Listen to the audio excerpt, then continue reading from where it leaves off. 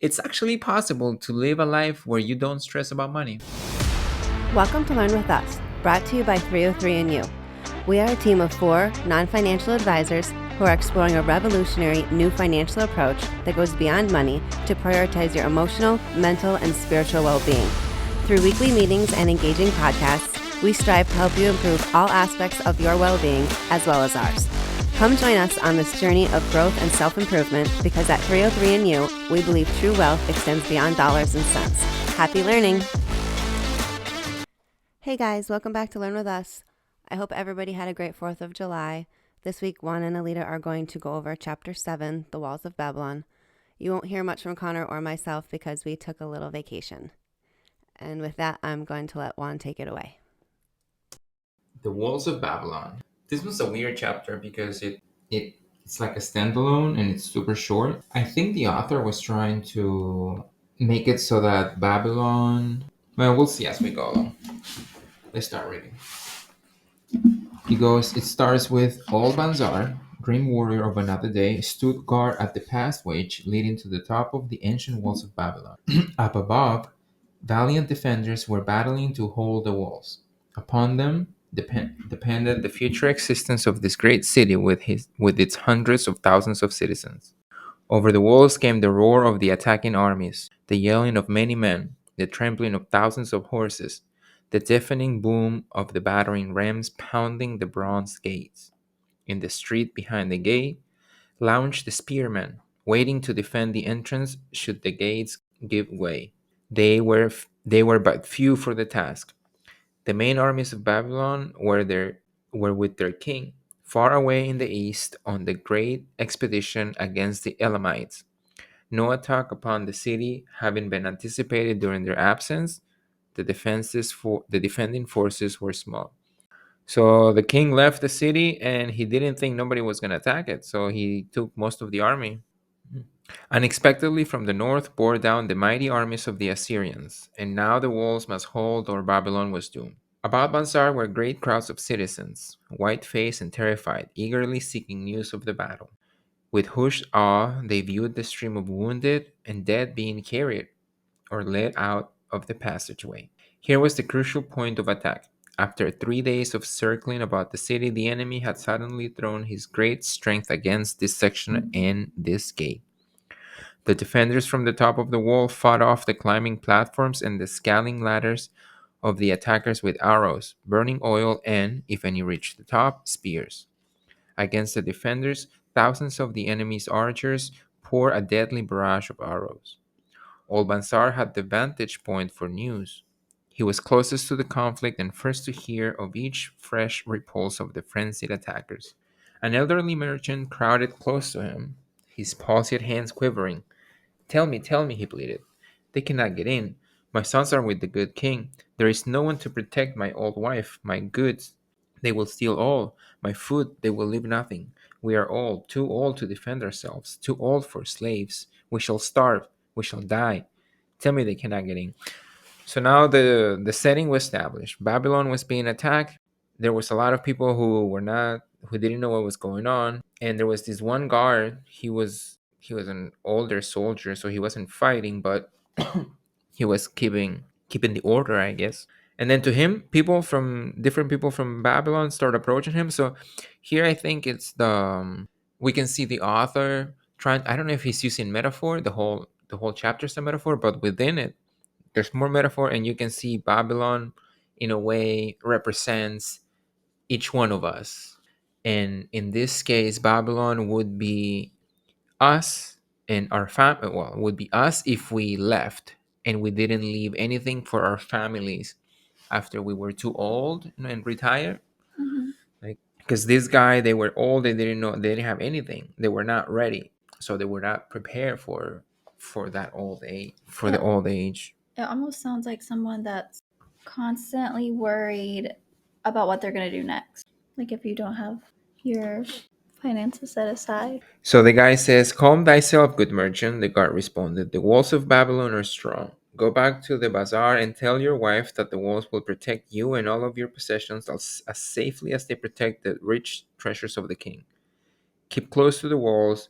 lest the arrows flying over strike you. Guard Bazar Banzar says, tells him, look, don't worry because we prepared for this kind of situation, so you shouldn't worry.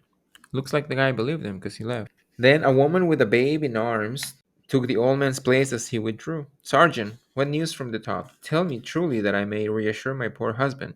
He lies with fever from his terrible wounds, yet insists upon his armor and his spear to protect me. Who am I, who am with child? Terrible, he says, will be the vengeful lust of our enemies should they break in. Be thou of good heart, thou mother that is and is again to be. The walls of Babylon will protect you and your babes. They are high and strong. Hear ye not the yells of our valiant defenders as they empty the cauldrons of burning oil upon the ladder scalers? Yes, that do I hear, and also the roar of the battering rams that do hammer at our gate. Back to thy husband, tell him the gates are strong and withstand the rams.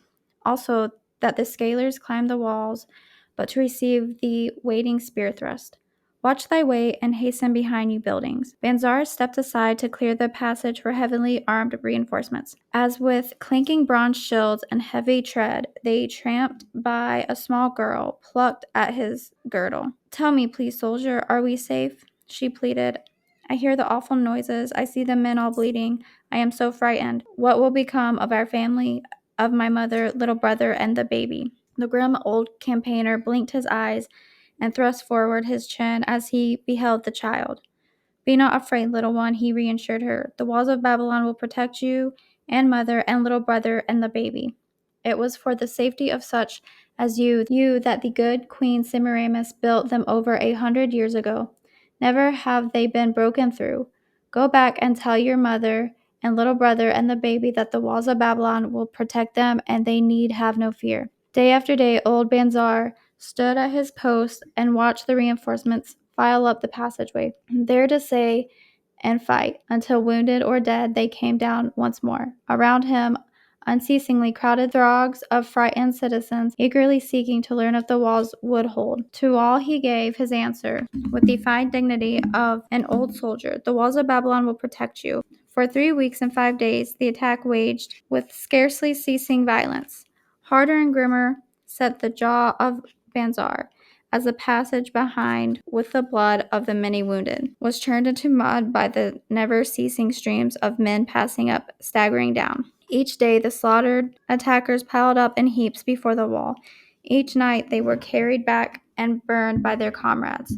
Upon the 5th night of the 4th week, the clamor without diminished. The first streaks of daylight illuminating the plains disclosed great clouds of dust raised by the retreating armies. A mighty shout went up from the defenders.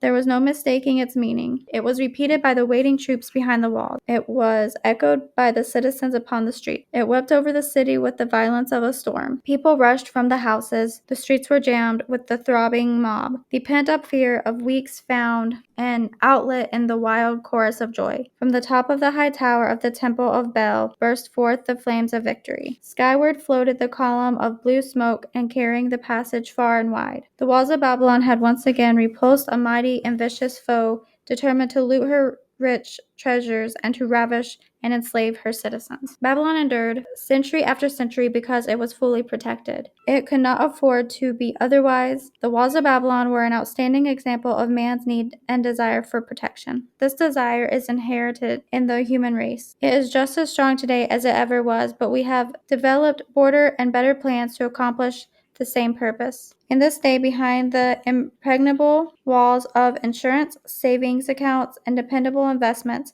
we can guard ourselves against the unexpected tragedies that may enter any door and seat themselves before any fireside. There's a quote at the end of the chapter that says, we cannot afford to be without adequate protection. I think that's important when it comes to your finances. Oh, for sure.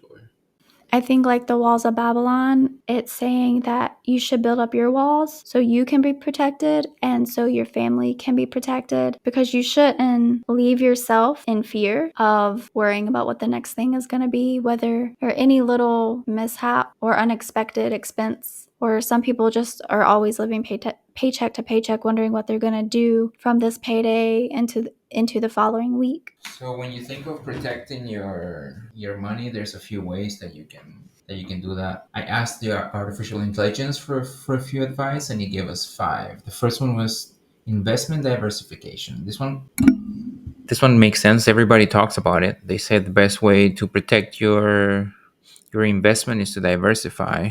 What do you mean by diversify? Well, they say that you should look at different markets, like I don't know, let's say commodities, transportation, different services you could have. Are you speaking as Like in when you invest in stock investments or? no, in all kinds. So you could diversify by, let's say, using your money to invest in real estate, using your money to invest in stocks, using your money to invest in your own business, and different. Don't have your eggs in one basket. Have Right. multiple streams that your money could make money from.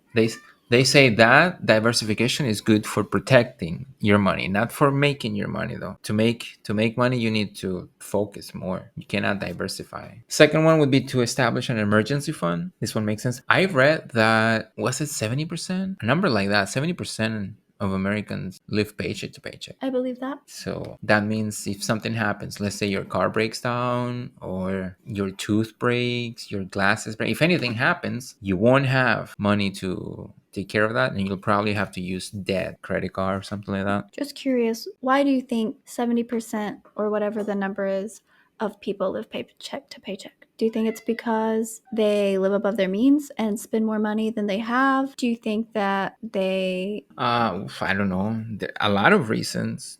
But I think it's just the human condition it's hard to see beyond the what's happening now. So planning ahead it's counterintuitive.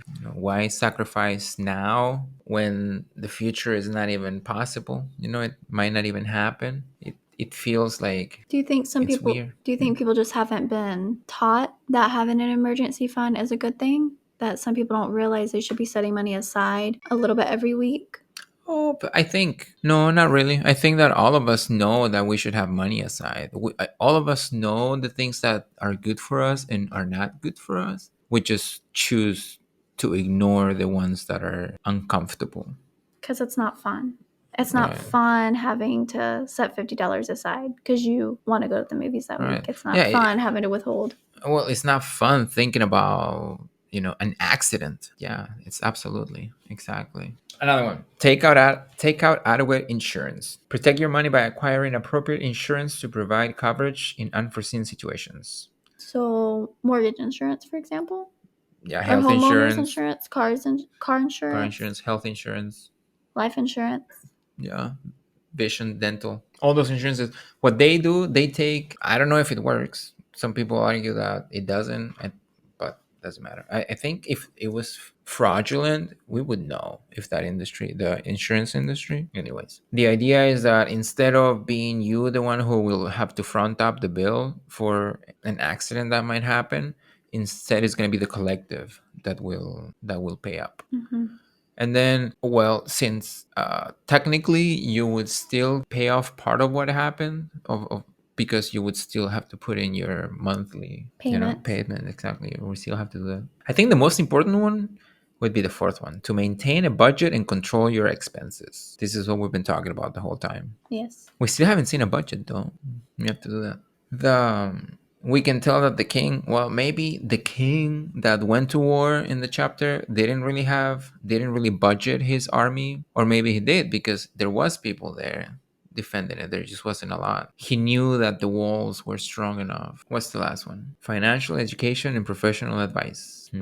Protect your money by investing in financial education and seeking professional advice to make informed decisions and maximize the growth and protection of your capital. That's definitely a good one. Seek advice. Make sure that you seek advice from the brick maker about brick making. Yeah, don't go to your Uncle Joe who It's lives part of the 70%. yeah, and who just continues to live paycheck to paycheck about financial advice. For reals. Wasn't there a story of someone told us a story of someone they knew? Oh no, it's in another book we read. I believe it was Get Rich Before Mom and Dad.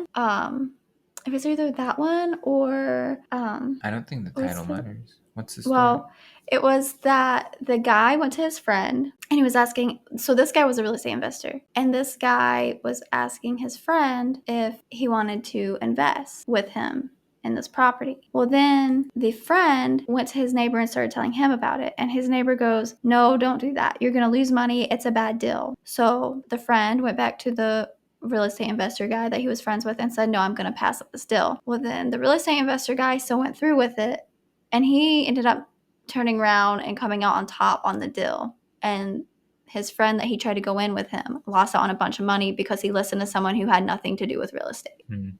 That's why you shouldn't tell your plans to people. Just don't share them. I think that was Rich Dad Poor Yeah, Dad. I couldn't remember the title. It was Rich Dad Poor Dad. Yeah, and then the thing is that people will give you their opinion even though you didn't even ask for it. That is true. Like you'll tell them, you'll say, so it's funny because you'll say, all right, my kid has a cold. Should I do lemon with salt or lemon with sugar on the remedy? And then someone will come, well, my son beat the cold with this and this and this and that, and they'll never answer the question. They'll somehow they'll take what you said and they'll make it about themselves. And that's usually what happens. You'll tell them what you're saying, you'll tell them something about an idea that you have, and then they'll make it about themselves and bring out whatever noise and background and what do you call those things that happen when you're a kid and you have to get over them, when your traumas. Oh, like they bring out because all their traumas and they display them, and then you end up paying the bill, like the friend in the story. because the incident didn't go in a positive way for them. Is that what you mean? Exactly, So therefore, yeah. you're going to hear all the negative about it. Exactly. Well, I feel like it's not even that always. Some people just don't know what they're talking about, and they just do nothing but tell you negative things, even if they know if those are true or not. And then it causes you to get in your head, and therefore you lose faith in yourself or what you're trying to do. Or maybe you have a solution that would have been the right solution to something, but because somebody put those negative thoughts in your head, you have self-doubt, you start second guessing. But if you talk to somebody that knows about the specific thing you're trying to learn about or asking about, they're not going to do that. They're more or less going to be like positive and uplifting and be like, yeah, this is what you need to do. Or even if they're like, I know about this and I know this isn't going to work, they're going to inform you that it's not going to work. They're not going to just be negative about it. They're going to tell you in an informative way. Mm-hmm. And I feel like you can tell the difference. Yeah, there's a saying where I'm from, Chile, there's a radio. It was growing up, there was a radio station that I listened to a lot, and then their motto was, the person who is not informed cannot have an opinion. And I like honestly live by that motto. So if you're going to ask an opinion from someone, make sure that they know. You know, I really like that a lot. I do this thing where sometimes if I'm talking to somebody about, I don't know, something, and every once in a while I'll start saying something about it, or maybe what little teeny tiny piece that I know, and then I always stop myself and I go, you know what?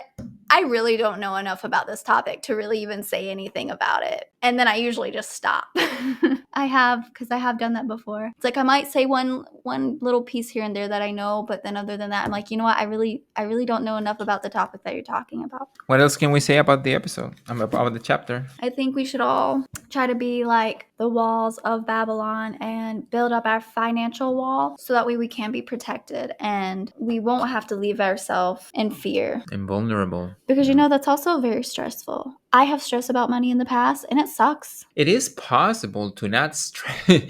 It's actually possible to live a life where you don't stress about money. That's so... It is possible. But you know, a lot of times in marriages and relationships, that's one thing that, as sad as it is, it kind of tears people apart sometimes, is finances. And it's like, if you could just get your finances under control, how much better that can make your life and everyone else's life around you. And I don't think the answer is to be like the hermit who gives up the necessity of money, because a direct consequence of that is to give it a power. Is to what? To give up power, like you become powerless. Yeah, you're in a way free of the burden of having to depend on money, but at the same time you are powerless. So I don't know. To me, the trade-off it's not a good return of investment. I'd rather work so that I'd rather work now, build up my walls like the queen did. I forgot her name. And then in the future, say what's her name? Semiramina? Simar.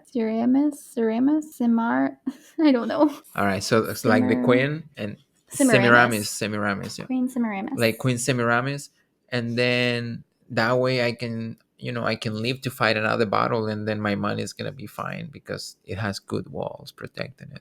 Anyways, yeah, that's all I have to say about this chapter. Me too. I think that's a wrap. Guys, if you can, give it a read yourself. Look it up on YouTube, listen to it, and we hope you enjoy. Yep.